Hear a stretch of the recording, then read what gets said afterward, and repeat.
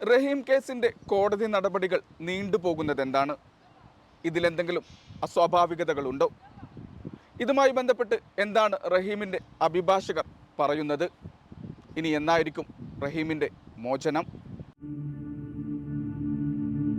Saudi ജയിലിൽ കഴിയുന്ന അബ്ദുൾ റഹീമിന്റെ വധശിക്ഷ റദ്ദ് ചെയ്തിട്ട് മാസങ്ങളായി.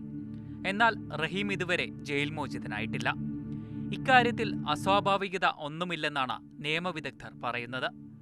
റഹീമിനായി കോടതിയിൽ ഹാജരാകുന്ന നിയമവിദഗ്ധരായ റന അൽ ദഹ്ബാൻ, ഒസാമ അൽ അംബർ, അലി ഹൈദാൻ തുടങ്ങിയവരാണ് ഇക്കാര്യത്തിൽ വ്യക്തത വരുത്തിയത്. മോചന ഉത്തരവ് വരാൻ വൈകുന്നത് കോടതിയുടെ സാധാരണ നടപടിക്രമങ്ങളുടെ ഭാഗമാണ്. സാധാരണ നടപടിക്രമങ്ങൾ മാത്രമാണ് നിലവിൽ നടന്നുകൊണ്ടിരിക്കുന്നത്. കേസുമായി ബന്ധപ്പെട്ട മുഴുവൻ രേഖകളും പരിശോധിക്കേണ്ടതുണ്ട്. ഇതിനായി സമയം ആവശ്യമാണ്. അതുവരെ സമാധാനത്തോടെ കാത്തിരിക്കണമെന്നാണ് 3 അഭിഭാഷകരും അറിയിച്ചത്. പെട്ടെന്ന് മോചന ഉത്തരവ് ഒരുപക്ഷെ ഉണ്ടായേക്കാം, വൈകാനും സാധ്യതയുണ്ട്. കോടതിയിലിരിക്കുന്ന കേസിൽ നിഗമനം പറയുക അസാധ്യമാണെന്നും അഡ്വക്കേറ്റ് ഒസാമ അറിയിച്ചു. 2024 ഏപ്രിൽ 15-നാണ് റഹീമിന്റെ വധശിക്ഷ റദ്ദ് ചെയ്യാനുള്ള ഹർജി സമർപ്പിക്കുന്നതും കോടതി സ്വീകരിക്കുന്നതും. അന്നു മുതലാണ് 17 വർഷം നീണ്ടുനിന്ന കേസിന്റെ 2ാം ഘട്ടം ആരംഭിക്കുന്നത്. മെയ് ആദ്യവാരത്തിലാണ് കോഴിക്കോട് ഫറോക്കിൽ രൂപീകരിച്ച നിയമസഹായ ട്രസ്റ്റ് ദിയാധനമായി 1.5 കോടി റിയാൽ കൈമാറുന്നത്. ഈ തുക കൈമാറിയത് ഇന്ത്യൻ വിദേശകാര്യ മന്ത്രാലയത്തിനായിരുന്നു. മെയ് 30-നാണ് മന്ത്രാലയം തുക റിയാദ് ഗവർണറേറ്റിലേക്ക് കൈമാറ്റം ചെയ്യുന്നത്. ജൂൺ 11-ന് ഗവർണറേറ്റിൽ നിന്നും ചെക്ക് കോടതിയിലേക്കും തുടർന്ന് സൗദി ബാലന്റെ അവകാശികൾക്കും കൈമാറി. കുടുംബം ദിയാധനം സ്വീകരിച്ചതോടെ വധശിക്ഷ റദ്ദ് ചെയ്യുന്നതിനുള്ള വാദിഭാഗത്തിന്റെ ഹർജി പരിഗണിച്ചു. ജൂലൈ 2-ന് ഉച്ചയ്ക്ക് 12 മണിക്കായിരുന്നു ഇത്. തുടർന്ന് 16 മിനിറ്റുകൾക്ക് ശേഷം കോടതിയിൽ നിന്നും വധശിക്ഷ റദ്ദ് ചെയ്തുകൊണ്ടുള്ള ഉത്തരവിറങ്ങി. കേസിന്റെ ഏറ്റവും സുപ്രധാന ഘട്ടമായിരുന്നു ഇത്. ഇതോടെ അവസാനിച്ചത് കേസിലെ സ്വകാര്യ അവകാശമായിരുന്നു.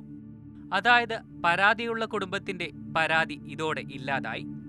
ഇതിൽ കോടതിക്ക് റോളൊന്നുമില്ല. 2 കുടുംബം തമ്മിലുള്ള ഒത്തുതീർപ്പ് മാത്രമാണത്.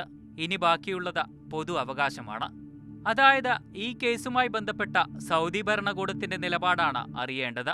ഒരാളുടെ കൊലപാതകത്തിൽ കുടുംബം മാപ്പ് നൽകിയാൽ കേസില്ലാതാകില്ല. ഓരോ വ്യക്തിയുടെയും സുരക്ഷ ഭരണകൂടത്തിന്റെ ബാധ്യതയാണ്.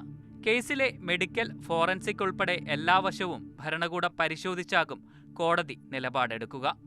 സൗദിയിലെ എല്ലാ വധശിക്ഷാ കേസുകളിലും സംഭവിക്കാറുള്ളതാണ് ഈ ചട്ടങ്ങൾ. മുമ്പ് കുടുംബം മാപ്പ് നൽകിയിട്ടും ഭരണകൂടം മാപ്പ് നൽകാതിരുന്ന കേസുകളുണ്ട്. നിലവിൽ റഹീമിന്റെ കേസിൽ പ്രോസിക്യൂഷൻ വീണ്ടും വധശിക്ഷ വേണമെന്ന് വാദിക്കുന്നില്ല എന്നതാണ് ആശ്വാസകരമായ കാര്യം. എന്നാൽ കൊലപാതകത്തിനുള്ള ജയിൽ ശിക്ഷയുണ്ടാകും. നിലവിൽ റഹീമിന്റെ വിചാരണ തടവ് ഈ കാലാവധിക്ക് മുകളിൽ വരുന്നതിനാൽ ജയിൽ മോചനമുണ്ടാകുമെന്നാണ് റഹീം നിയമസഹായ സമിതിയുടെ പ്രതീക്ഷ. ഇതാണ് കേസിന്റെ പ്രധാന ഭാഗവും. പൊതു അവകാശവുമായി ബന്ധപ്പെട്ട നടപടികൾ ആരംഭിച്ച് 3 മാസങ്ങൾ മാത്രമാണ് പിന്നിട്ടിട്ടുള്ളത്. ഒക്ടോബർ 21-നായിരുന്നു ഇതുമായി ബന്ധപ്പെട്ട ആദ്യ സിറ്റിംഗ്. ഏറ്റവും ഒടുവിലത്തെ സിറ്റിംഗ് ജനുവരി 15-നായിരുന്നു. അന്നത്തെ സിറ്റിംഗിലാണ് കേസ് പുതിയ ബെഞ്ചിന്റെ പരിഗണനയ്ക്കായി ഫെബ്രുവരി 2-ലേക്ക് മാറ്റിയത്. ഫെബ്രുവരി 2-ന് സൗദി സമയം രാവിലെ 8 മണിക്കായിരിക്കും പുതിയ ജഡ്ജിമാരെ ഉൾപ്പെടുത്തിയുള്ള ബെഞ്ച് ഇനി കേസ് പരിഗണിക്കുക. മോചനവിധി അന്നുണ്ടാകുമെന്ന് ഉറപ്പില്ല. പൊതു അവകാശവുമായി ബന്ധപ്പെട്ട കോടതി നടപടികൾ പൂർത്തിയായിട്ടുണ്ടെങ്കിൽ അന്ന് മോചനവിധി പ്രതീക്ഷിക്കാം. പൂർത്തിയാകാത്ത പക്ഷം കേസ് വീണ്ടും മാറ്റിവെക്കാം. റഹീമിന്റെ അഭിഭാഷകൻ ഉസാമ അൽ അംബറാണ് ഇക്കാര്യം പറയുന്നത്.